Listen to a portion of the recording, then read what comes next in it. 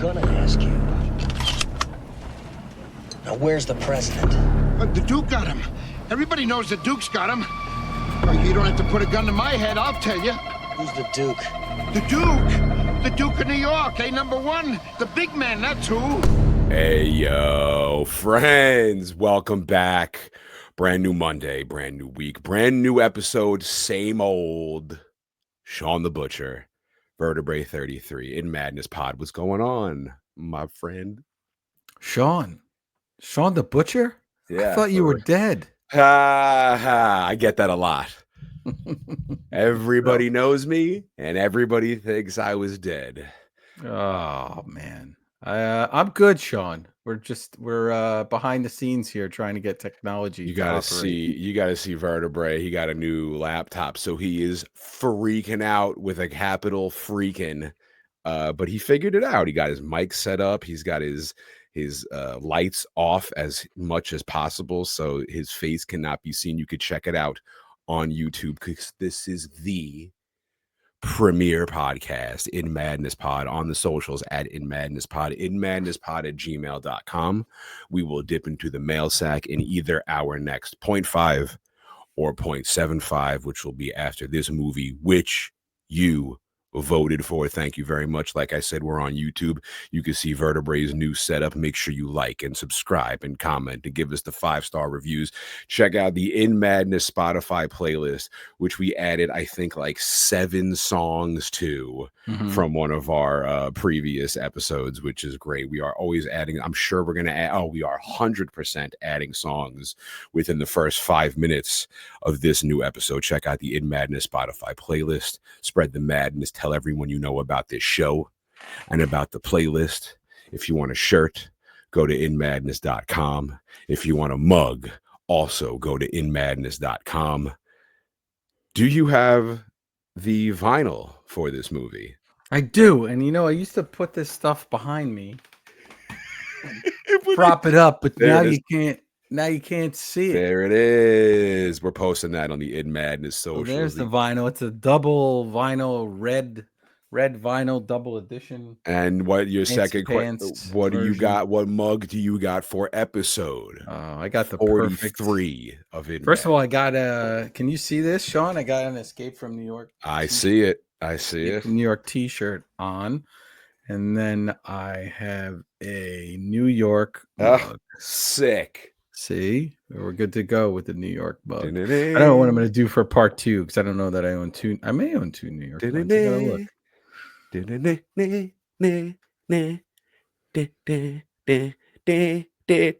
We put it up on the poll.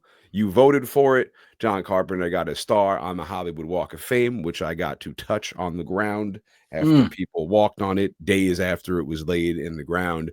You voted for this movie, Vertebrae. What are we covering this week? 1981's release by John Carpenter, Escape from New York. We're doing it. I'm so happy we're finally here. Comes out in 81, directed by Carpenter and Nick Castle, who he brings on to help. And you'll know Nick Castle as the Shape in Halloween. And he's the one who kind of interjects a lot of the comedy in this.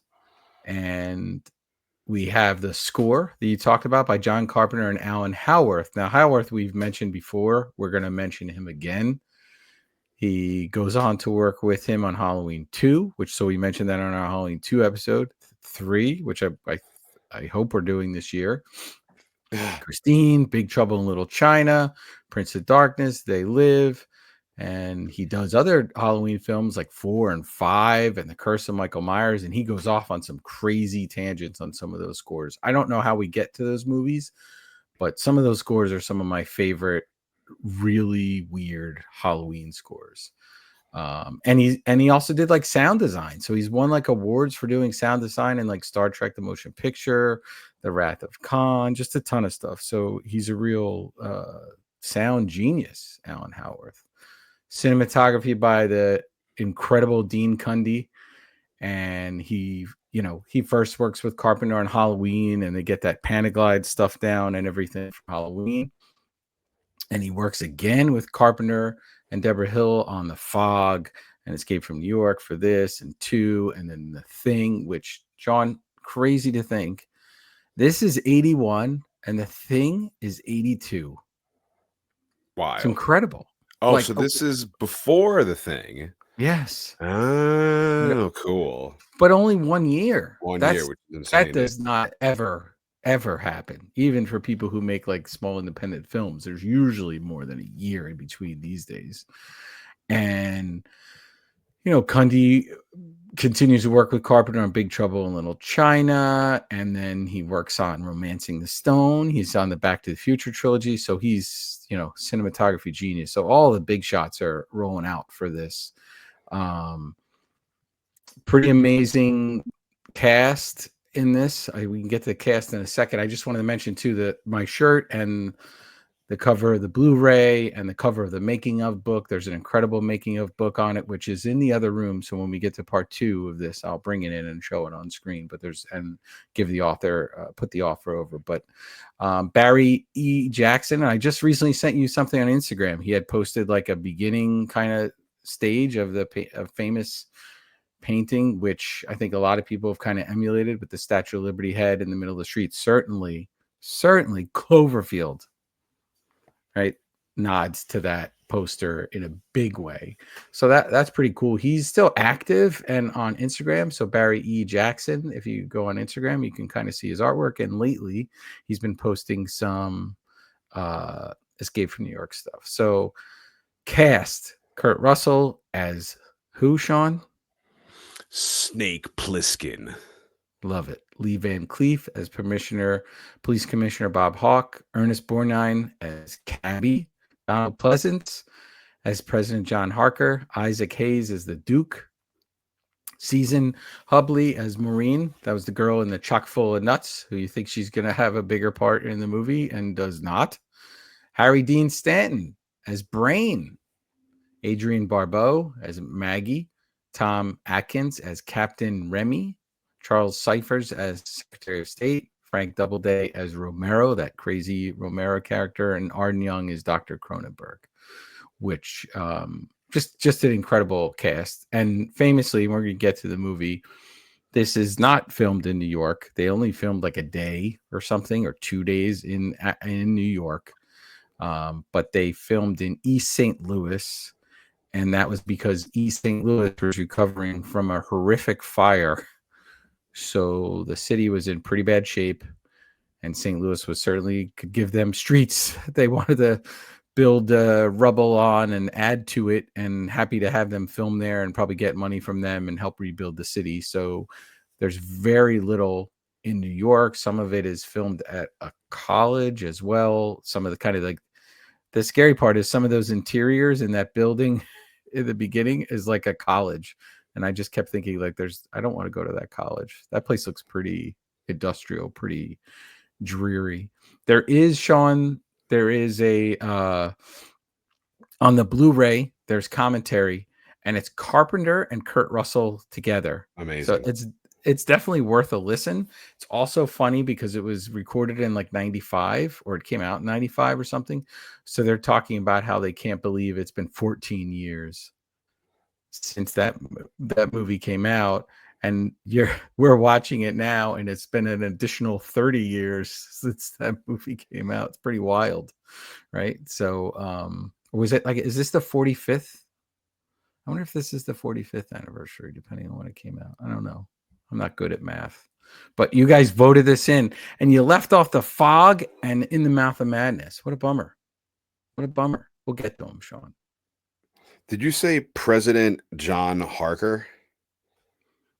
Yes. Isn't John Harker the same name as the dude from Nosferatu? Yeah. Right? I believe. Yeah. Anytime I hear Harker, my ears perk up now. Oh, man. Look at that. And Lee Harker. Yeah. Yeah. Mm-hmm. Yeah. They're all connected. Check out our Long Legs episode. Check out our Nosferatu episode. You're checking out our Escape from New York episode. You may call him President John Harker. However, I'm going to call him President Loomis. Yeah. Like a British accent. I watched this movie on Roku for free. Mm-hmm. Shout outs to Roku. Oh, nice. It was everywhere. All these movies are everywhere before we do them, and then once we Mhm. elect to do them, they vanish from all streaming services, and I Oh, have no, to it's dig on them. Amazon.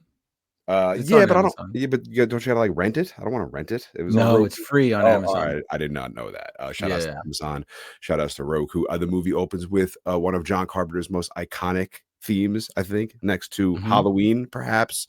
Escape from New York. I'm adding that right now to the In Madness Spotify playlist. So, I mean, yes, I have the whole introduction that you gave all of our amazing actors, Deborah Hill, who also produced Halloween, and Mhm. Kurt Russell, who's going to be in The Thing the year after this. Donald Pleasance, also from Halloween. Isaac Hayes, the legend. Harry Dean Stanton. Brett from Alien, who's Mm. Brain in this, and Adrian Barbeau, who's also from Fog, The Fog, right? Yes, and Phenomenal. Carpenter's, right, ex-wife, I believe, Oh, I Adrienne Barbeau. guess. Yeah, Yeah, she yeah. rocks. She rocks. Yeah, on Um, the commentary, they said this film features both our ex-wives, so Kurt Russell's ex-wife as well. Um, but so a little context, Sean, and we'll yes. get to it, and you're about to explain to us this whole premise in this movie very quickly, because they let us know right off the bat what it's about. But Carpenter commented, this was filmed before the hostages in Iran were freed. And if you remember, there are 52 American hostages held in Iran. They were freed January 20th, 1981, minutes after Ronald Reagan was inaugurated the 40th president of the United States. And it was a 444-day Iran hostage crisis. And then they were freed minutes after Reagan took over as president. So this is being filmed when that's going on, and that's the top story in the news for everybody at that time. So it's just interesting if you look through that lens at what we're about to get in this film. I mean, I'm ready. Are you ready? Let's go. All right. So, 1988, the crime rate in the US rises 400%. Mm. They turn Manhattan, all of Manhattan, into a maximum security prison for the entire, I guess, country or world. I guess country, right? Yeah. Yeah, country, because we're at war, right? Yeah. So they mention it that we're at war at this time, and then it becomes a prison with this huge containment wall. And they show graphics in the beginning where they're showing the wall and everything. I absolutely love this. I got to get a shirt with just these graphics on them, with the containment wall, Manhattan Island prison. Like, I wonder if somebody's got to make that, right? Just those graphics. Maybe I make one of my own at home. But these are animated graphics, Sean, because there's no digital effects at this time. So they have to animate these just like you would animate, cartoons at the time. Pretty cool. A containment wall is set up around Manhattan to prevent escape. Bridges and waterways are mined. Police are encamped around the island like the army. There are no police inside the Manhattan, only prisoners and the hell that they have created for themselves. The rules are simple. Once you Mm. go in, you do not come out. Yeah. Roaches go in, roaches don't come out. Is that the Roach Motel thing? Sean, how long you surviving in this Manhattan prison, island prison here? Right? Like, not long. Not long. I'd probably be one of the sewer people. It's funny. I was trying to figure out who I'd be. Like the crazies? Would I be in the crazies? I don't know. I think you got to kind of connect up when you get in there right away. I think, right? I think I don't think it lends itself to, safety if you're just wandering around on your own and you're not part of like a group. You're wandering in somebody else's zone. Um, such an interesting concept, but a weird concept at the same time, because Manhattan is inhabited by people. People owned apartments and buildings. So, like, did the government buy all of the buildings? Did they seize them because we're at war and the crime rate is so high? Are they able to just sort of take it over and you got to get out of there? What was that exodus like? Like, that's interesting. This movie doesn't need any backstory to it. It's fun that he just drops us right in. It had an original opening. Did you watch the deleted scene of the original Oh, no, I opening of didn't this? know that. So it's essentially like a bank robbery that takes place, and and it's Snake and a buddy of his, and he almost hot wires the subway train that takes him to San Francisco, I believe, and then his buddy gets shot and Snake gets caught. There's a kind of a goofy little robot in the beginning, which takes away from it. It's drawn out. It's really good that it wasn't in the movie. The way it starts now and this impact and how it's just going to hammer us right away is certainly the way it should have began. So now it's current day, 1997. There's an escape in progress. Prisoners are trying to get out. We get this wild shot of New York. You see the Twin Towers. It's pretty gnarly. Chopper heads right towards these prisoners, gives them 10 seconds to turn their goofy ass around and head back to the island. However, without them even being able to stop or turn around, and in way less than 10 seconds, this chopper blasts them and kablooey, they explode. And this opening shot here features an incredible matte painting that James Cameron worked on. James Cameron worked on this film and helped with special visual effects and matte painting and other stuff. So this shot is like a combo because you've got water, that's real water in the water. I just said water in the shot. My South Jersey Philly accent just came out of nowhere on that one. Matte painting, real water, and then some stuff in the front on the other side that's also a painting, and they work into the wall and everything. So it's pretty cool. That's a really, really cool shot considering, we're doing this in 1980. I love the shot is the chopper, flying around the Brooklyn Bridge towards the Statue of Liberty, which seems to have been turned into a police base because out walks Tom Atkins, another horror legend from Halloween 3 and a bunch of other movies, which I don't know. Maybe Vertebrae does. Yeah, he's been in a ton of movies. He plays Remy, one of the copper dudes in charge here on the island. A bus pulls up, a man walks off, followed by 2 guards. Our badass anti-hero, Snake Plissken, the most popular, well-known man on Earth, who everyone thinks is dead. Yeah, it's amazing, right? So there's no internet. Presumably, there's not like people in the prison are getting newspapers. Everybody knows this guy, and that costume he's in, Shawn, and the eye patch, which I believe was Kurt Russell's idea, and they had like 2 different ones. They had one that was completely blacked out, and one that had some holes in it, like some sheen material. It's because otherwise you're just going to be bumping into stuff, like how I am when we were setting up for this episode in the dark over here, bumping into things. But that's got to be one of the most popular, like, Carpenter film. I would say it's Michael Myers as a character you would dress up as, and Snake Plissken is number 2. Plissken, right? Yep, for sure. Everybody wanted to be. He's not a nice guy, but everybody wanted to be Snake Plissken after you see this movie. The 5 o'clock shadow, smoking cigarettes with his leather boots and his eye patch, his long He's got hair. the bluish camo, which is something at that time you wouldn't have really seen. Like now, we've had every type of camo on film you could think of, but at that time, 1981, it's most people just the regular green camo. So it's got that, and there's an instant. Carpenter does this great. There's an instant backstory to all of these characters, every single one of them. He's about to be processed to be put on the island permanently. While he's walking, there's an announcement on the loudspeaker. If you wish to be terminated and cremated here on the premises, let your officer know, and we'll be sure to take care of that for you. Outside, our main head honcho cop dude, Hauk, pulls up in a nice car. Remy tells them they got a small jet in trouble. It's over restricted airspace. Transmission 10 minutes ago identified as David 14. Then they lost the signal. David 14's unlisted, unregistered. They don't know what it means. They're awaiting a reply from Washington. Washington responds with the code for David 14.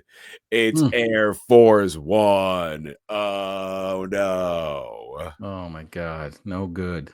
They made contact with the plane. It's been hijacked by the soldiers of the National Liberation Front of America in the name of the workers and all the oppressed of the imperialist country, striking a fatal blow. They're going to crash a plane with the president. And where are they going to crash it?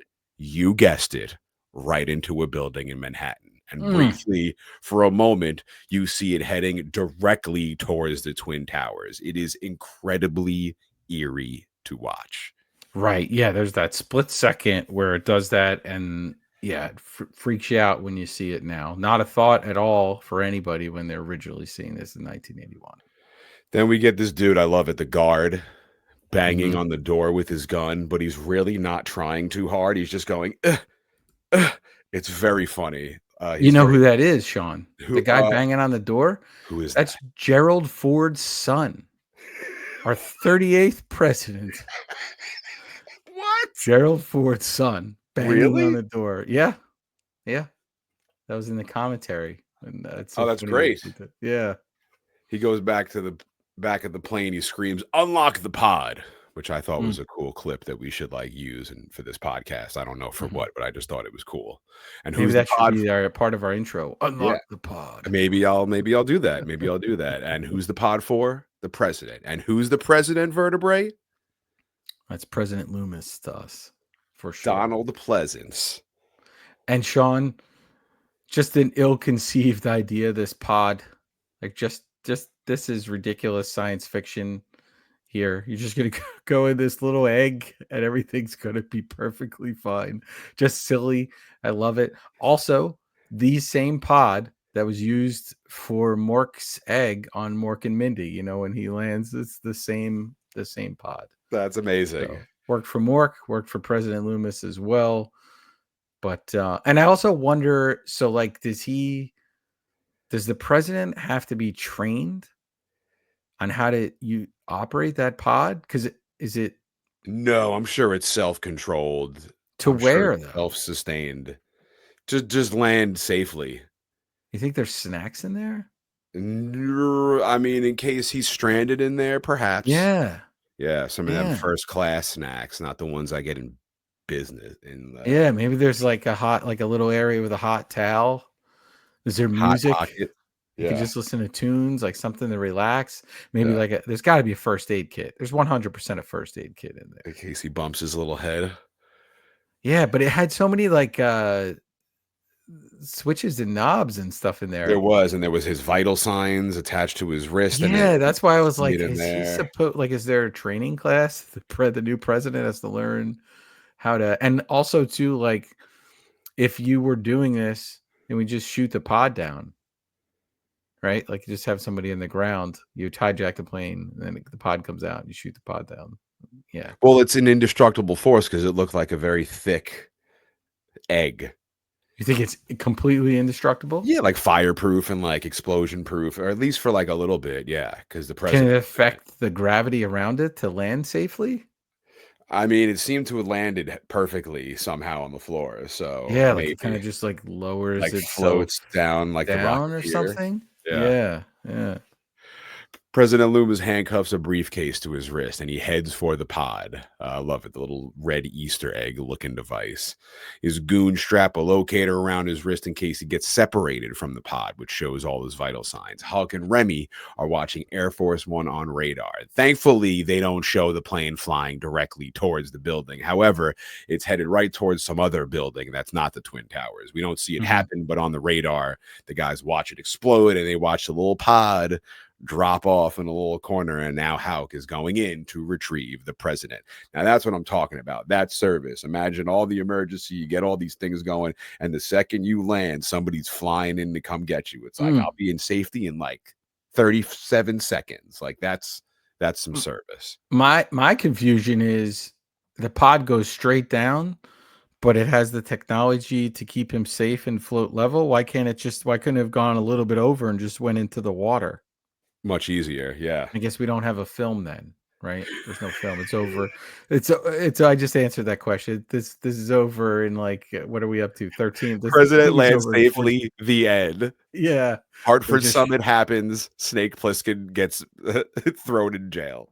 Everybody listens to that audio tape, which later on you can explain to me what that's about because that always confuses me. They get to the crash site. The pod is open. The president is gone. Behind him and his crew, Hulk hears a strange laugh, and out comes Crazy Hair.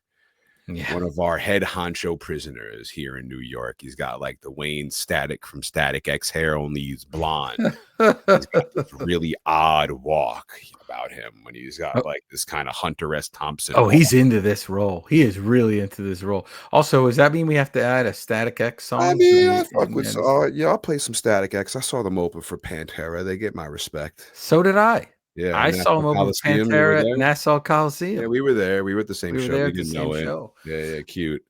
So you know what's crazy too, Shawn? This plane crash that they have, that was an actual plane that when they show the plane, that's an actual plane that had crashed, and they got it and kind of cut it up and like have it there just placed in the streets of St. Louis because again, they're recovering from this fire and are happy to have people there giving them money and working on the city. So they just have this plane like set up there. Pretty crazy.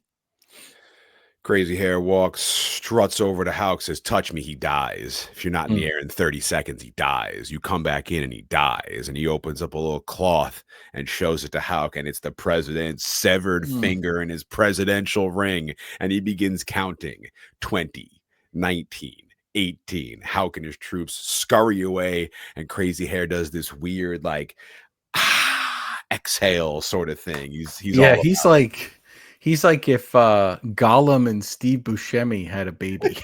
He's a weird. He's got some maybe a big little eyeballs. Flea, like if they remade this movie, Flea plays him 100%. Oh, yeah, absolutely. The vice president's on the phone. He wants to speak to Houck, who gives him the lowdown. If we try and save him, they'll kill him if he's not dead already. They don't have any demands. Houck asks for permission to try a rescue, and his wish is granted. Into his office walks Snake Plissken. He wants his cuffs off, and Houck says, "I'm no fool." He says, "Call me Snake." Plissken was in the Special Forces, 2 Purple Hearts, youngest to be decorated by the president. He robbed the Federal Reserve and got a life sentence. He's going to New York State Penitentiary. And Shawn, Snake Plissken, name based off a real person. Sick. Carpenter knew somebody, had a friend, and that friend had a friend, somebody named Snake Plissken, and they described him as a high school tough guy, and he had a snake tattoo as well. I mean, listen, if your name is Snake and you don't get a snake tattoo, you're not trying. There's just no way that you have to. I think that should be mandated by a court of law that you get a snake. I don't know. Do you any friends named Snake? You can't be named Snake without being a badass. Right. Yeah, it would be really disappointing if I was named Snake. Just like Snake. I'm that snake who's just hiding under the rock. The little guard. I don't personally know any. I don't think I know any Snake. No, I don't know any snakes. There's Slash's Snake Pit. Right? Yeah. I don't have to put that on the internet. No, we're okay. Snake grabs one of Houck's cigarettes and wants to know why they're talking. Houck has a deal for him, a full pardon for every crime. Tells him about their plane crash situation, about the missing president. And Snake says, "President of what?" Awesome. Hawk says, "Go and get the president in 24 hours and you're free." Snake's like, "Get a new president, bruh." Yeah, that's awesome. That's a great line. Hawk says, "We're still at war," but Snake doesn't give a fuck about the war or the president. But he considers the offer. He wants to know why he got picked. Because of his war experience, he knows how to get in and get out quietly. "You're all I've got," Houck says. Snake's like, "Well, I'm going in either way, so I guess so." Now Remy is showing him all his badass new weaponry he's going to be taking with him. Guns, bullets, ninja stars, and a tracer that sends a signal every 15 minutes so they can track Snake. That's such a cool like exposition scene, and then just pan over these 2 parts where he's sitting talking to him. That's like you're a kid and you see this movie and that's how you want to behave. Like if the principal pulls you in, smoking a right? cigarette, and just laying down in his chair. Could care less. I'm going to detention anyway. You know what I mean? I might as well help you out while I'm there. Yeah. They tell Snake he's landing on the top of the World Trade Center. Then he takes the elevator down to 50, and the rest of the way he walks. Houck gives Snake a homing device to track down the president's location. Houck brings Snake to the doctor on base so he can get his shots, but Snake is hesitant because he doesn't like needles, which is pretty funny because he's the ultimate badass and he's afraid of needles. Houck puts a timer on Snake's wrist. He's got 23 hours. Snake's like, I thought it was 24. What happened? Hauk tells him in 22 hours, the Hartford summit meeting will be over. China and the Soviet Union go back home. That's where the president was headed. The briefcase attached to his wrist has a tape recording inside. It has to reach Hartford in 22 hours. This Snake, is their only plan. this is Sean. the only This is plan. the only plan they have. A phone call couldn't work. Right. A We got fax. we got this figured out. We're gonna get world peace. We got a cassette tape, and we're gonna put it in this briefcase. And it's like a, you need 3 numbers to break into the briefcase. So we're good, and we're gonna save the entire world just by playing this tape. Snake wants to know what's on this tape. Hauk too. asks him if he knows about nuclear fusion. It's the survival of the human race. And dramatically, he says, something you don't give a shit about.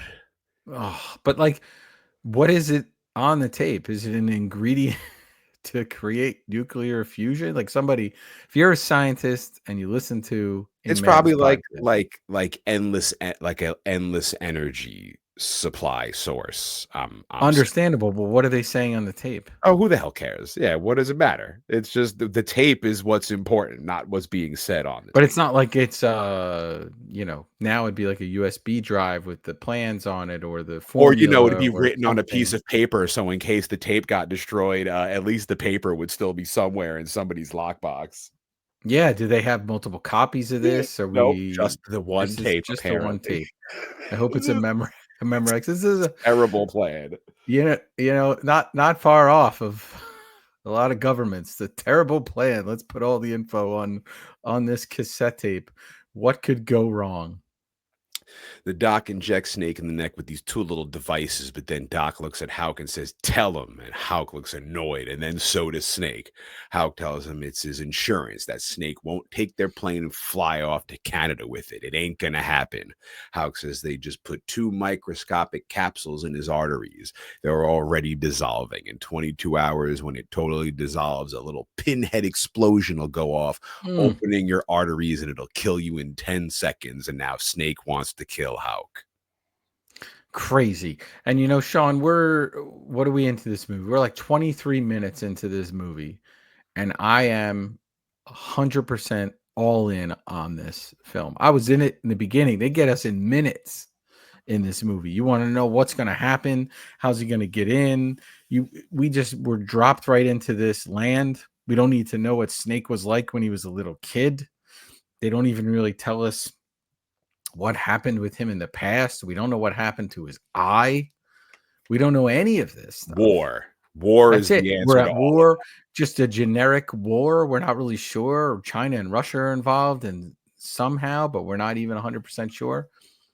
And it doesn't matter. This movie to me is if you took a bowl of our favorite ice cream, mint chocolate chip ice cream, and then you just dumped a whole bunch of mint chocolate chips on top of the mint chocolate chip ice cream and just ate that as fast as you can.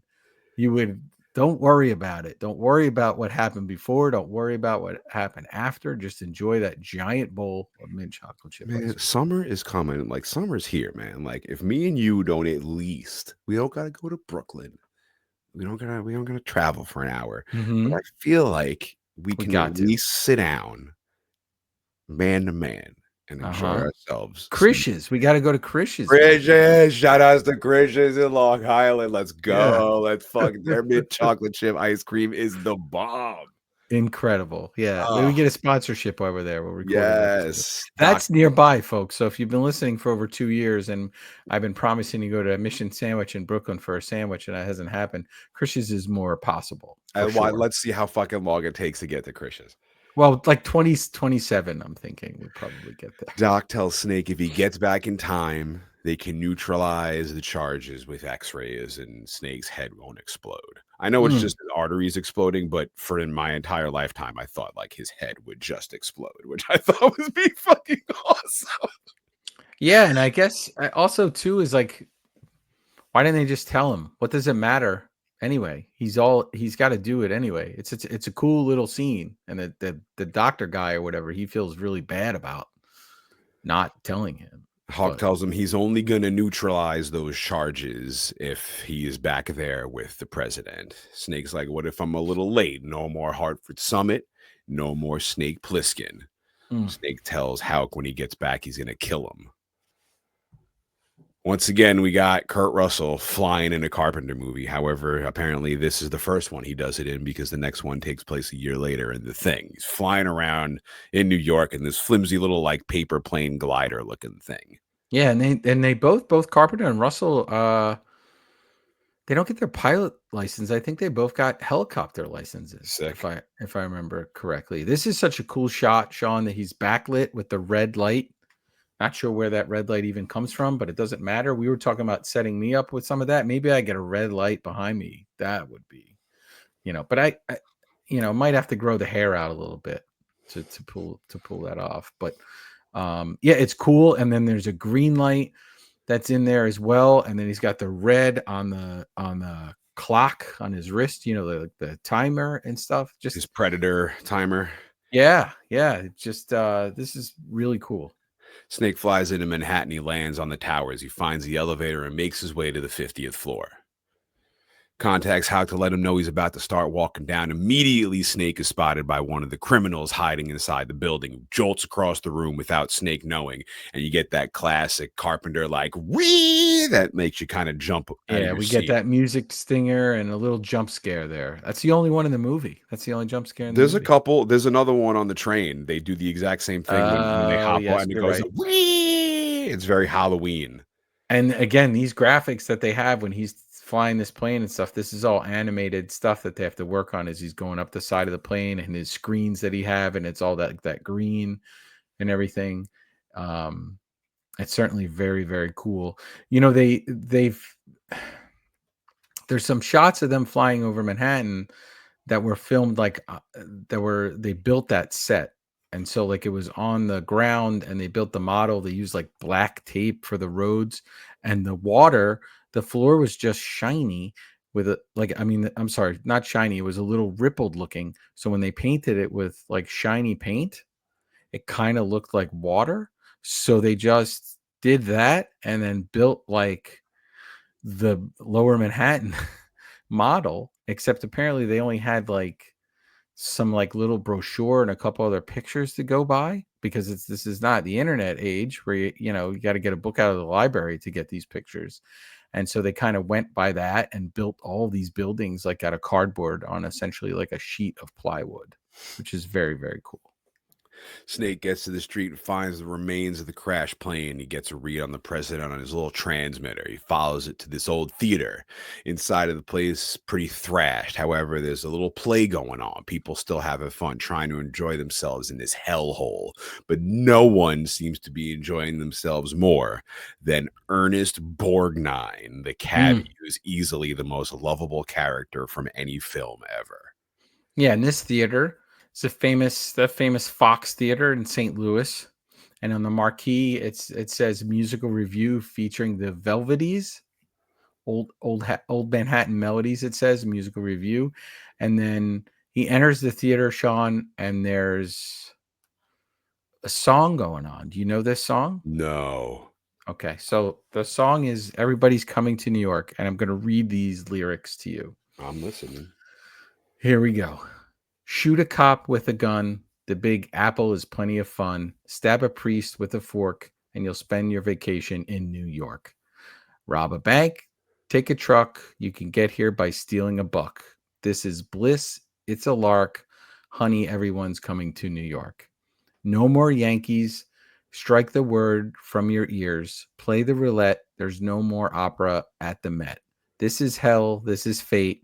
But now this is your home, and it's great. So rejoice, pop a cork, honey, everyone's coming to New York. Sweet. Wow. Put that on the back of a t-shirt. Yeah, and I think Carpenter's in the band. Like I think he's playing the violin or something. Oh, that's great. Yeah, they have like a lot of people like that kind of worked on the film that are in the theater. That's amazing. And it's not a big budget, right? This movie's not a big budget. So you got to fill up these spots. And you fill it up with people from the cast and crew. Cabby notices Snake snooping around and approaches him. Snake cautiously pulls his gun, but Cabby is like, "Hey, Snake Plissken, I know you. I thought you were dead." And Snake walks off angrily. One. Let's count them, Sean. That's Snake, one. Snake finds a group of thugs silently in a hallway, standing and dancing, clapping in silence while tossing around this poor girl who looks helpless, ripping her shirt open. Snake runs into some other bums who try to rob him for his boots till he knocks their asses out. He follows his tracker to a room with the man just getting the shit punched out of him. We see the man wearing the president's tracker, and you're like, oh no, poor Donald Pleasance. President Loomis just getting pummeled in the face. Snake kicks the dude doing the punching and says, "Mr. President?" But it's not the president. It's another bum who says, "Sure, I'm the president. I knew once I got this thing, I'd be president." And you know, Sean, that part before with the woman, that was something that was kind of controversial because the studio definitely wanted him to stop or either take that scene out completely. And that scene, actually, when the film is on TV, that scene is just not in the film. It's very And uncomfortable. Russell and Carpenter insisted that it stay in because they wanted you to know that he wasn't a good guy. And from my mind, viewing it in 2025 eyes, I think there's no reason.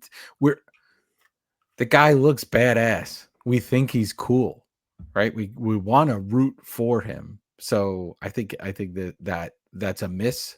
If they were doing it now, I bet you they would probably say they wouldn't do that. But they wanted people to really think he was like super bad. But if you think of it, that's really the only thing he does in the film that's like mean. Yeah. You know, like he meets the other girl and all that. Like it's helpful to people and working with others. Like, yeah, I think that's a misstep on that one. Snake smashes the tracker, and we see the president's vital signs flatline back at headquarters. The guys freak out. They're like, "Holy shit." Snake calls Hulk on the walkie-talkie to report the bad news. No president. This old bum is singing in the background. Hail to the chief. Yeah. Snake's ready to come home. Hulk's like, "You still got 18 hours, my friend." Snake's like, "The president's dead. Someone had him for dinner." Hulk's like, "If you try to come back, I will kill you." I love it. Someone had him for dinner. We went that far. I mean, that begs the question, Sean. What are people eating on this I island? mean, I wouldn't put cannibalism outside of this hellhole. Well, they're not giving them food. They just drop them there to die. Yeah. Right. So they're not feeding them. So there was presumably food there.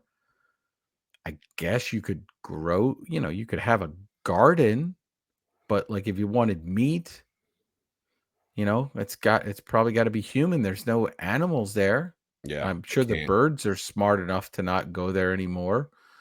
Soylent Green. Yeah, I guess they're probably just eating people. Snake heads back out to the streets. He's spotted by this crazy looking dude who starts banging a pipe, sending some sort of signal. A signal to the sewer people. All these crazy looking fools start climbing out of the sewer like a goddamn Michael Jackson Thriller video. That happened in Thriller? I don't know. It's very much like a scene with all the zombies like dancing around. Now I'm going to add Thriller to the In Madness Spotify playlist, I think. Well, Vincent Price is in that Thriller, right? He's doing the voice. Yeah, the crazies, right? These are the crazies. They almost act like zombies. And apparently these manhole covers that they use, they made them out of wood, so they were easier for people to push them out of the way. Because so many movies, Sean, have manhole covers that are just so easy to move. You ever tried to move a manhole cover? Impossible. Yeah. It's like the Foot Clan in Ninja Turtles. Mm-hmm. The sewer people are out en masse, but they're not after Snake. Who the hell knows what they're after? But Snake goes to hide in a chock full of nuts until his cover's blown by a lady also hiding inside. She tells him the crazies are out. It's the end of the month and they're out for food. He asks if she saw or heard anything about a plane that went down. She doesn't. Then she realizes she knows Snake. "I heard you were dead." Number 2. He says he is. He tells her he's looking for the president. She asks if he's here to save him. She asks Snake to save her until crash, from out of the bottom of the floor come the crazies. They pull this poor girl down into the floor and Snake sprays some bullets all over and he escapes. I feel bad for her. Like she was, well, I mean, I guess she's a prisoner, so she did something to end up there. But she had this like perfect hideout in the chock full of nuts, and then he comes along, Ruins it. and they're all following him, so they know how to get her. And then they just have this wild move where they their move is to just come up through the floor. And It's pull pretty people crazy. down into their hell. Yeah. Not Snake. He's shooting off dudes' arms, breaking down doors, shooting through walls, breaking glass windows. But in the melee, he drops his tracking device. Snake's on the run till up pulls the sweetheart Cabby, who gets out and asks Snake where he's going. Snake hops in, and Cabby's got a stack of cassette tapes he's playing with this old-timey, swingy dance music on it. And that'll obviously play into later on, but they make it clear right now that he has cassette tapes for a reason. Lots of cassette tapes. That's kind of what I used to have in my old truck. Yeah. Cabby is telling Snake how he's in the wrong part of town. You don't want to walk around here at night. As he's talking, there are crazies running right towards the cab, but Cabby is super casual. Just another day for our buddy. He's talking and casually reaches for some Molotov cocktails he's got ready and waiting. He lights one up, opens a little compartment on his roof, reaches out, tosses the cocktail out into the alley, and explodes everywhere, and Cabby drives off. He's stoked to have Snake in his cab. Wait till I tell Eddie. Yeah, Snake, what he's up to. Snake tells him he's looking for somebody and pulls his gun on poor Cabby and asks, "Where's the president?" Immediately, Cabby answers, "The Duke's got him. Everyone knows that. You don't need to pull a gun on me. I'll tell you." Who's the Duke? The Duke. Duke of New York. #1, the big man. That's who. And you think Cabby's a prisoner too, right? So what did he do to end up there? They say steal $1, steal $1, and you're in there. I'm sure he did the most minor thing, and they just chucked his ass in there. I guess, but if they're doing that, there's not that many people in there, right? There's not just droves of people everywhere. Yeah. It's less populated than Manhattan is right now. So maybe everybody's hiding. That's the thing. they're eating people. Yeah. Either way, yeah, they're eating people. Snake wants to meet the Duke. Cabby's like, "You don't want to meet the Duke. Are you crazy? Nobody wants to meet him. You meet him once and you're dead." Now they're on their way to meet the Duke. Yeah. And that, my friends, I feel like is the perfect halfway point of our brand new episode 43, voted for by you, the In Madness Maniacs, Escape from New York. Vertebrae, how do you feel about our dipping our toes into this world of Carpenter?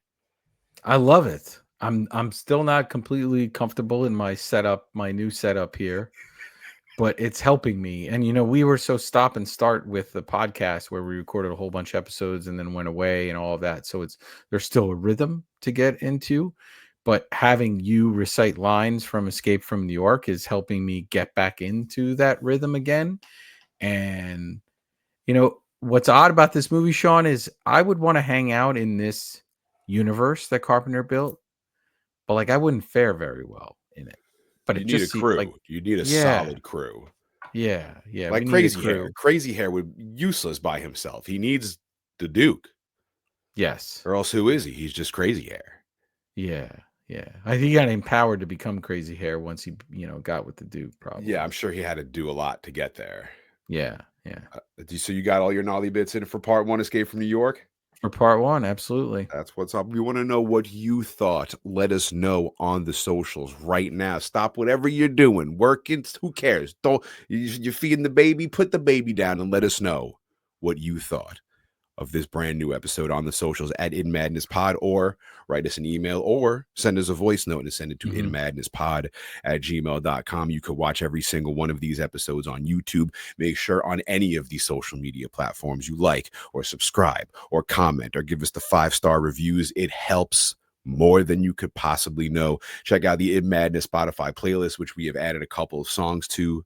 so far. Some Static X, some John Carpenter, some even more John Carpenter, who was very popular on the In Madness Spotify playlist. Spread the madness. Tell everyone you know about this show, whether it's people you like or you don't like, and maybe they'll become cooler once they know about this podcast. You'll have something to discuss with them. You can get your shirts and your mugs at inmadness.com.